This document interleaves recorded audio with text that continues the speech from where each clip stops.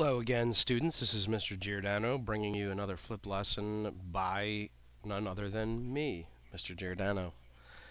Today we're going to talk about the difference between a money market graph and a loanable funds graph. A lot of the times we're going to be talking about in class the relationship between these markets and the aggregate supply and demand models, and also the relationship between cause and effect over time of different changes that monetary policy, for instance, can make on the aggregate demand supply model. So let's take a look at some of these things. Supply curves for both of the markets. Let's take a look at the supply curves. Money market graph on the left and loanable funds graph on the right. Notice the money supply, MS, money demand, MD, quantity of money on the quantity axes, and the interest rate. The loanable funds market, notice the difference. There's supply of loanable funds, demand,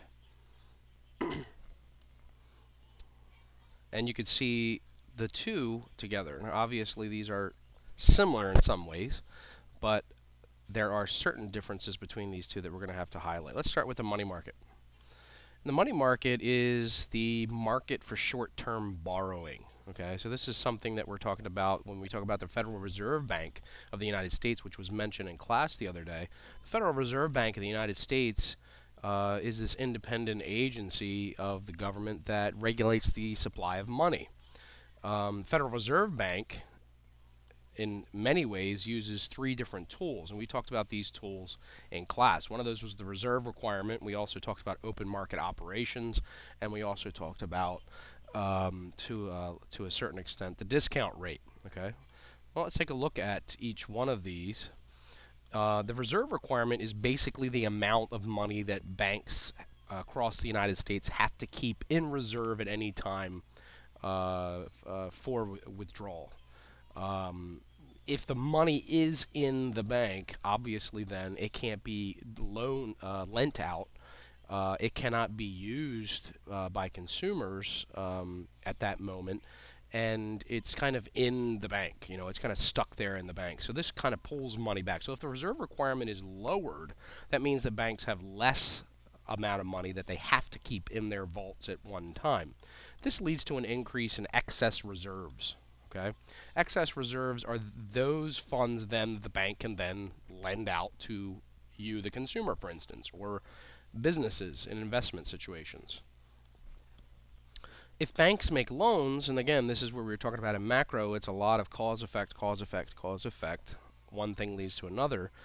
Then the money supply increases. And you can see on this graph, it would shift the money supply to the right. Now, what happens when this money supply is moved from MS to MS1? You can see that the quantity of money is increased along the money demand curve. You can also see that this causes interest rates to drop from I to I1. There's more money out there. There's the quantity of money is higher out there. It's going to drive interest rates down, which is going to increase consumption and investment. So if you get back to C plus G plus I plus NX, and we're talking about an aggregate demand curve, then you're gonna see obviously how this is going to affect the market. Okay, with an increase. All right, let's keep going. What about the discount rate? Another of the Federal Reserve's policies, monetary policies that they use to stimulate or pull back on the reins of the economy. Let's take a discount rate. Remember, this is discount rates are short-term rates that they charge other banks to borrow money on a short-term basis. If they lower the discount rate and a bank borrows from the Fed at this rate, the bank has too few reserves to meet the required reserves. They need to borrow this money.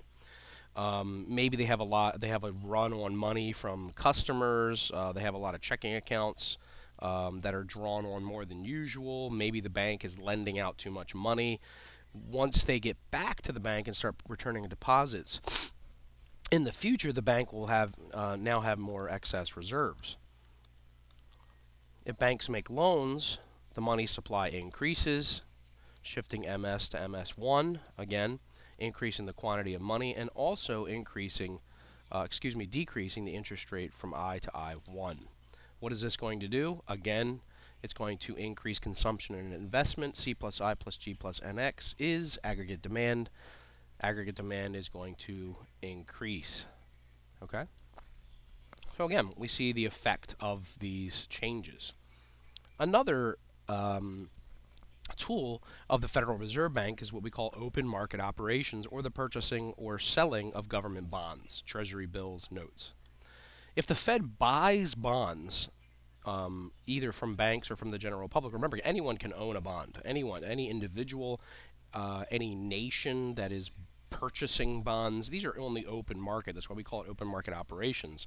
The Fed purchases these bonds from banks that hold them, or stockbrokers or individuals who own these that are selling them on the market.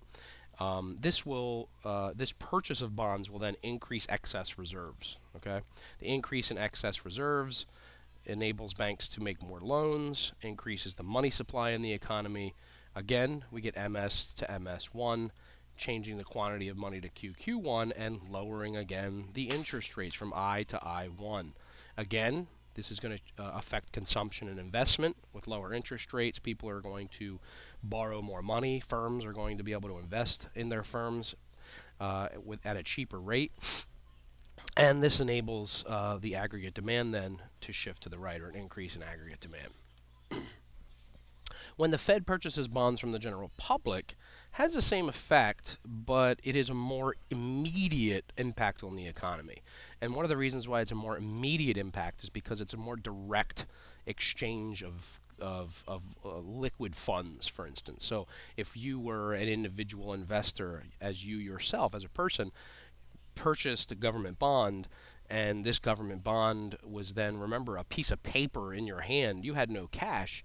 If you sold that bond to the Federal Reserve, you would immediately have the cash value in your hands to be able to spend immediately. Again, money is an initial injection into the hands of the general public. They don't have to wait for loans. It's more liquid, okay? Liquidity having to do with higher movement to cash, usable cash.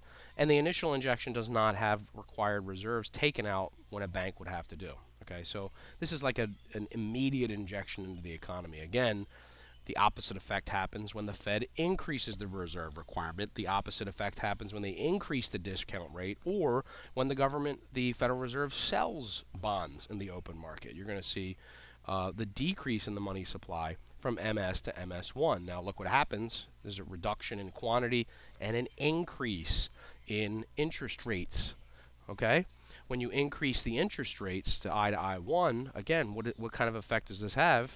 It's going to decrease aggregate demand because of a change in consumption and investment with the higher interest rates. All right, let's take a look at the loanable funds market, which is another model that we're going to have to look at, or example. Loanable fund market represents long-term interest rates. So before we were talking about short-term, now we're talking about long-term interest rates. It's also included in part of the supply of loanable funds is the money supply, M1, from the money market. Okay, for the supply of loanable funds to increase or decrease, one, some, or all of these following things must occur. Number one, or letter A, an increase in the money supply has to happen. B, increase in household savings. C, increase in business savings. D, increase in government savings. And E, an increase in foreign savings. Again, one, some, or all of these must occur in order for the supply of loanable funds to increase in the long run. Let's take a look at these. We'll start with an increase in the money supply. Okay, so look at the money market to the left, the loanable funds market to the right.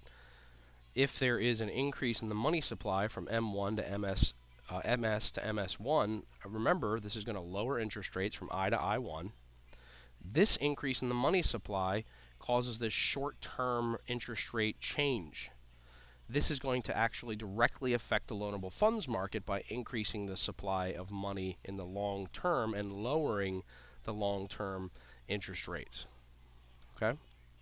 If the interest rates set in the money market results in investment, being greater than savings, many cases, most cases, this will cause the level of income to grow, the national income.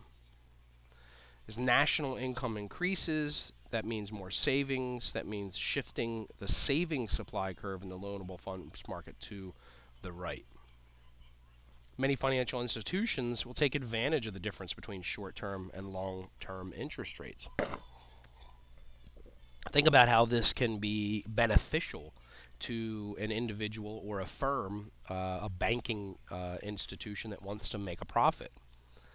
Why not borrow money at a short-term rate in the money market and then lend it at a higher rate, which has a higher rate of return? So you're basically, it's kind of like buying and selling stocks. You buy it low, you sell it high. Well, why not borrow money low and then lend it out in the long-term market where the rates are higher to make more of a profit off of this money? The difference is the money. The difference is between the lower money market rate and the higher loanable funds rate. Okay, what does this do? In turn, pushes long-term loanable funds rates down. Okay, both financial institutions, borrowers benefit from the lower rates in the loanable fund market, and then you have inflation. All right. Let's take a look. We've learned that the following increases the supply of funds in the loanable funds market. Okay, increase in the money supply. Each of the following has similar effects. Increase in household savings, business savings, government savings, and foreign savings. Okay? All right, this is the next installment. And hopefully you've learned a little bit more about the difference between short-term money markets, long-term loanable funds market, and how this is related directly to the macroeconomy. If you have any questions, please feel free to contact me. Also, don't forget that you can also go to the Refonomics. It may be hard for you to see up here, so I'll spell it out for you. It's a great site. Obviously, we've been using this for a little bit.